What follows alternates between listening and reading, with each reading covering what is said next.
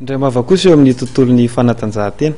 Tsara ny vokatra izay azon'ny Fédération Malagasy ny kickboxing nandritra ny tompon-daka eran-tany izay natao tany Italia.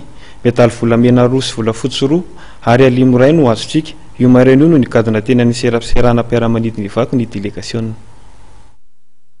Tao anatin'ny horakoraka sy hafaliana tanteraka no nandraisan'ny fianakaviany sy ireo mpakafy ny taranja kickboxing ny délégation malagasy avy niatrika ny fiadina ny tompon-daka eran-tany tany Italia.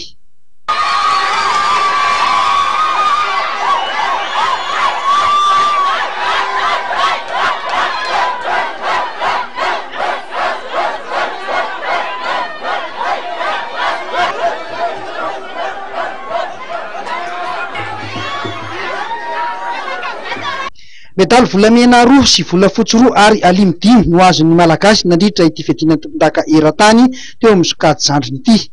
Niambozina ny medaly volamena ry Zafy Maremo Justin na Ilavakely nanio ny hafaliany nandritra ny fahatongavany Tetsivato. Dao zany mafy dia mafy le satria tsika nanao double tsika tany nanao kikile sady nanao ndraiky contact dia tamin'iray tsika resy tamin'ny demi-finale dia tamin'iray tsika le laka le finale.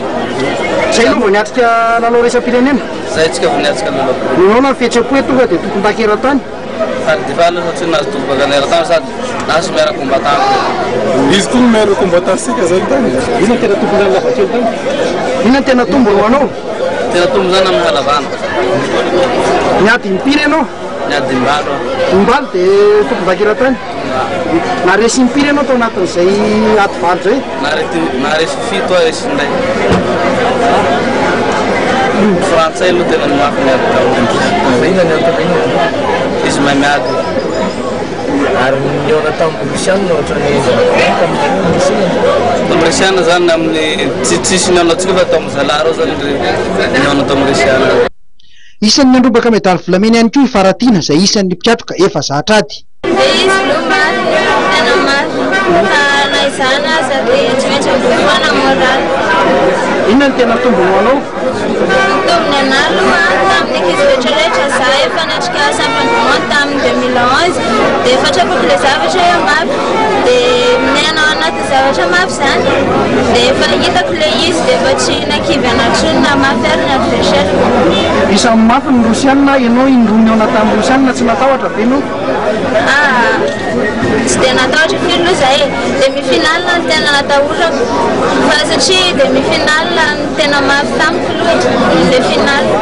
Niaty impiry ianao tamin'ny za tonga dia nitakatra demi-finale dia avy eo naresy dia nanao finale ny betry.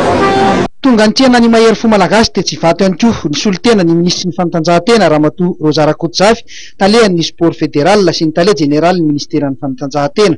Io tolakandro io dia noraisy ny filoham-pirenena dia niavoloha ny délégation malagasy.